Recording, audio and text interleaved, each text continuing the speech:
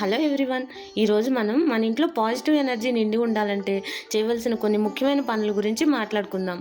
ఇంటిని చూసి ఇల్లాలిని చూడమన్న సామెత మీరందరూ వినే ఉంటారు. ఇది పెద్దవాళ్ళు ఊరికనే పెట్టలేదు. ఎంత రాజభవనంలో ఉండే అవకాశం వచ్చినప్పటికీ, వాళ్ళ ఇల్లు పూరి గుడిసె అయినప్పటికీ ఇల్లాలు ఎప్పుడూ ఆ పూరి గుడిసెలో ఉండటానికే ఇష్టపడుతుంది. ఎంత పెద్ద ఉద్యోగం చేస్తున్నప్పటికీ ఆడవాళ్ళు తన ఇంటిని ఎంత అందంగా తీర్చిదిద్దుకోవాలని ఆలోచిస్తూ ఉంటారు. అలాంటి ఇల్లు, ఇంట్లో ఉన్న వాళ్ళు ఆనందంగా ఉండాలంటే మనం కొన్ని ముఖ్యమైన అలవాట్లు చేసుకోవాలి. అందులో ముఖ్యమైనది ఇంటి ముందు రోజు ముగ్గు వేయటం. ముగ్గు ఉన్న ఇల్లు లక్ష్మీదేవికి ఆహ్వానం పలుకుతుంది. అలాగే మనం ఎంత బిజీ పీపుల్ అయినప్పటికీ పొద్దున లేవగానే మనం కప్పుకున్న దుప్పట్లు మడత పెట్టి పక్కన పెట్టడం మాత్రం మర్చిపోకూడదు. చాలా మంది దీన్ని అశ్రద్ధ చేస్తూ పనులన్నీ అయిన తర్వాత చూసుకోవచ్చులే అనుకుంటూ ఉంటారు. అలా కాదు. మీరు లేవగానే అదే చేతితో దుప్పట్లు మడత పెట్టేసి పక్కన పెట్టుకుంటే చూడటానికి నీట్గాను ఉంటుంది. అలాగే ఇది ఎంతో మంచి అలవాటు. అలాగే పిల్లలు కూడా కొంచెం పెద్ద అయిన తర్వాత వాళ్ళ పక్క బట్టలు వాళ్ళు మడత పెట్టడం అలవాటు చేయండి. అది చిన్నప్పుడు చేయకపోతే మనకు పెద్ద అయిన తర్వాత కూడా అలవాటు రాదు. అప్పుడు మీకు అది పెద్ద అయిన తర్వాత బర్డెన్గా మారుతుంది.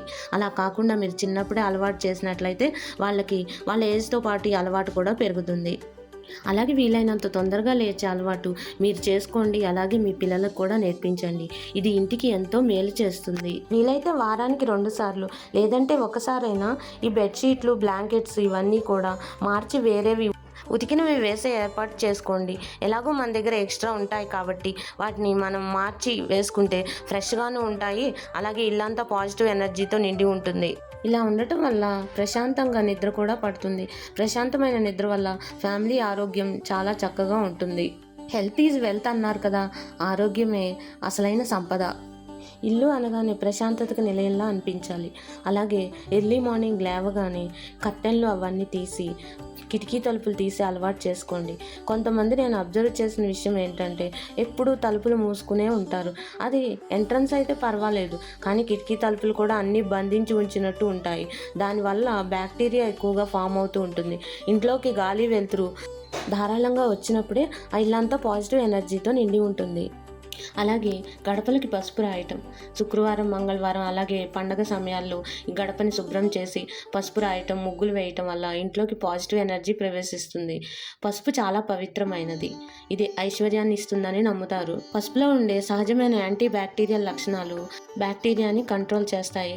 అదే కాకుండా పసుపు లక్ష్మీదేవికి ప్రీతికరమైనది. గడపకి పసుపు రాస్తే లక్ష్మీదేవి ఇంట్లోకి వస్తుందని మన నమ్మకం. గడపకి పసుపు రాయటం వల్ల శుభం, పవిత్రత, పాజిటివ్ ఎనర్జీ పెరుగుతాయి మన పెద్దవాళ్ళు చెప్తున్నారు. పసుపు రాసి ముగ్గు వేసిన గడప చూడటానికి కూడా ఎంతో అందంగా ఉంటుంది. అలాగే పూజ గది కావచ్చు, పూజా మందిరం కావచ్చు, లేదా ఒక చిన్న షెల్ఫే కావచ్చు, పూజ గదిని ఎప్పుడూ నీట్గా ఉంచుకోవాలి. ఎప్పుడూ మంచి సువాసన వెదజల్లేటట్టు ఉండాలి. కొంతమంది చాలా పూజలు చేస్తారు, కానీ ఆ పూజ గది శుభ్రత విషయానికి వచ్చేసరికి అశ్రద్ధ చేస్తారు. మన మంచి చెడులు చూసే దేవుడి గదే శుభ్రంగా లేకపోతే మన ఇంట్లో పాజిటివ్ ఎనర్జీ ఎలా ఉంటుంది? అందుకని ఎప్పుడూ దేవుడి గదిని చాలా శుభ్రంగా ఉంచుకోవాలి. అలాగే వీలైతే 2 పూట్ల, కుదరకపోతే 1 పూట అంటే ఉదయాన్నైనా దీపారాధన చేయాలి. నిత్య దీపారాధన ఉన్న ఇంట్లో నెగిటివ్ ఎనర్జీ ప్రవేశించే అవకాశమే లేదని శాస్త్రాలు చెప్తున్నాయి. రోజు మహానివేదన చేయలేకపోయినా పాలు, పళ్ళు నివేదనగా సమర్పించవచ్చు. ఇంట్లో పాజిటివ్ ఎనర్జీ పెరగాలంటే ఒక బౌల్ తీసుకుని ఆ బౌల్ నిండా వాటర్ పోసి చిన్న పచ్చకర్పూరం వేసి దాని నిండా ఫ్రెష్ ఫ్లవర్స్ ఏదైనా వేసి ఉంచినట్లయితే ఇంటి అట్మాస్ఫియర్ అంతా పాజిటివ్గా మారటమే కాకుండా చూడటానికి కూడా చాలా అందంగాను ఆహ్లాదంగాను ఉంటుంది. అలాగే ఇంట్లో ఎప్పుడు బూజులు లేకుండా ఎప్పటికప్పుడు శుభ్రం చేసుకుంటూ ఉండాలి. సాలీళ్ళు అవి గూడు కట్టిన ఇల్లు మంచిది కాదు. అందుకని మనం ఎప్పటికప్పుడు తుడుచుకుంటూ ఉండాలి. ఇది ఇంట్లో ఉన్న వాళ్ళ ఆరోగ్యానికి కూడా చాలా మంచిది. అలాగే మనం ప్రతిరోజు సంధ్యా సమయానికి ముందే ఇల్లంతా శుభ్రం చేసుకోవాలి. ఎక్కడ వస్తువులు అక్కడ పెట్టుకుని ఇల్లంతా నీట్గా తుడుచుకుని ఆ తర్వాత కాళ్ళు, చేతులు, మొహం కడుక్కుని దేవుడికి ధూపం వెలిగించడం వల్ల ఇంట్లో పాజిటివ్ ఎనర్జీ ప్రవేశిస్తుంది. ఈ సమయంలో చేసే దైవనామ స్మరణ ఎంతో శక్తివంతమైనది. ఈ సమయాన్నే ప్రదోష వేళ అంటారు. ఈ సమయంలో కొన్ని పనులు చేయకూడదని పెద్దవాళ్ళు చెప్తారు. ఈ టైంలో పెద్దగా మాట్లాడటం, పోట్లాడటం, అలాగే ఈ టైంలో నిద్రపోవటం, చెత్త బయట పడేయటం, ఇలాంటి పనులు ఈ సమయంలో చేయకూడదు. ఈ సమయంలో ధూపం, దీపం అలాగే దేవుడి పాటలు వినటం, చదవటం శుభం, ఐశ్వర్యం కలిగిస్తాయి. కొంతమంది ఇళ్లలో అయితే అన్ని వస్తువులు మంచం మీదే పడి ఉంటూ ఉంటాయి. అవి అలాగా కొన్ని రోజుల పాటు అలాగే ఉంటూ ఉంటాయి. ఇది మంచిది కాదు. ఎప్పుడు ఎక్కడ వస్తువులు అక్కడ పెట్టే అలవాటు చేసుకోండి. విడిచిన బట్టల కోసం ఇలాంటి బ్యాగులు మెయింటైన్ చేస్తే చాలా మంచిది.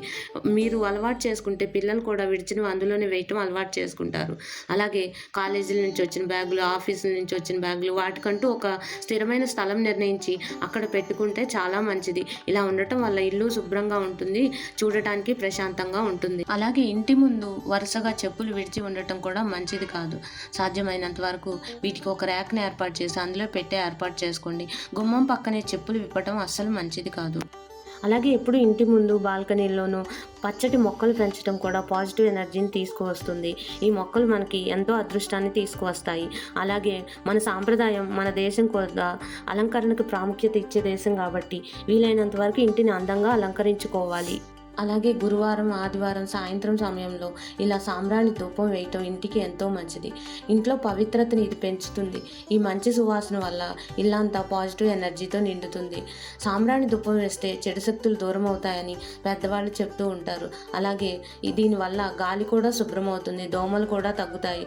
ఇది ఆరోగ్యానికి కూడా చాలా మంచిది. సాంబ్రాణి ధూపం బాడీలో ఉన్న అలసటను బాగా తగ్గిస్తుంది. దేవుడి పూజలో ఈ సాంబ్రాణి ధూపం చాలా ముఖ్యమైన విషయంగా చెప్తారు. మన భారతీయ సాంప్రదాయంలో చంటి పిల్లలకు కూడా రోజు సాంబ్రాణి ధూపం వేయటం అలవాటుగా వస్తుంది. అలాగే ఇది ఇంటికి కూడా శుభం, శాంతి, పాజిటివ్ ఎనర్జీని తీసుకువస్తుంది. ఇక మన ఇంట్లో ఉండవలసిన అతి ముఖ్యమైన వాటిల్లో తులసి మొక్క ఒకటి. మీకు వీలైతే ఎక్కువగా పెంచే ఏర్పాటు చేయండి. వీలు లేని వారు కనీసం ఒక్క మొక్కనైనా పెంచండి. ఇక ఇంటి విషయానికి వస్తే ఆడవాళ్ళు ఎక్కువ సమయం గడిపేది వంటగదిలో అనే చెప్పాలి. ఈ వంటగదిని ఎప్పుడూ పరిశుభ్రంగా ఉంచుకోవాలి. మీకు వంట కంప్లీట్ అయిన తర్వాత అలాగే రాత్రి పడుకోబోయే ముందు ఈ గట్టు అంతా శుభ్రం చేసుకుని పడుకుంటే చాలా మంచిది. మా అత్తగారు ఆవిడ కోపుకున్న రోజుల్లో రోజు రాత్రిపూట ఇలా స్టవ్ అది క్లీన్ చేస్తూ దేవుడి పాటలు పాడుతూ ఉండేవాళ్ళు. అప్పటి రోజుల్లో ఈ స్టవ్లు ఇవన్నీ నీళ్లతో కడిగినా కూడా పెద్ద ప్రాబ్లం ఉండేది కాదు. కానీ ఈ రోజుల్లో మనం అలా కడిగితే ఇవి పనిచేయవు కాబట్టి వీలైనంత వరకు మనం ఇలా నీట్గా తుడిచిపెట్టుకుంటే మనకి పొద్దున్నే లేవగానే పనులు చేసుకుంటానికి ఇది చూడగానే ఎంతో ఎనర్జీని ఇస్తుంది. కాబట్టి మనం రాత్రే చక్కగా నీట్గా క్లీన్ చేసుకుని ముగ్గులవి వేసుకుని పాజిటివ్ ఎనర్జీతో నిండి ఉండేలాగా కిచెన్ని ఉంచుకుంటే కనుక ఎటువంటి పనులైనా కూడా చకచకా అయిపోతాయి. కొంతమంది కిచెన్ విషయంలో మాత్రం అశ్రద్ధ చేస్తూ ఉంటారు. అలాగే రాత్రి పడుకునే ముందు ఈ షింకులో కూడా ఖాళీ చేసి బయట వేరే ప్లేస్లో పెట్టుకుంటే మంచిది. షింకులో ఎప్పుడూ అంట్లు ఉండటం మంచిది కాదు. మీకు మెయిడ్ వస్తుందంటే వీటిని వేరే ప్లేస్లో ఏర్పాటు చేసుకోండి. లేదు మీరే తోముకునేటట్లయితే ఎప్పటికప్పుడు క్లీన్ చేసుకుని పక్కన పెట్టుకోవటం మంచిది. ఈ షింక్ కూడా బ్యాడ్ స్మెల్ రాకుండా ఎప్పటికప్పుడు నీట్గా తోముకుంటూ ఉండాలి. అలాగే మీరు ఉదయాన్నే లేవగానే వంట పని ప్రారంభించే ముందు ఫస్ట్ పాలతో ప్రారంభించడం మంచిదని మా బామ్మగారు చెబుతూ ఉండేవాళ్ళు. అలాగే రాత్రి పని కూడా పెరుగు తోడు పెట్టడంతో ముగించాలని, అది ఎంతో మంచిదని చెప్పేవాళ్ళు. మరిన్ని మంచి వీడియోస్ కోసం నా ఛానల్ని సబ్స్క్రైబ్ చేయటం మర్చిపోకండి. Please like, share and subscribe. Thank you.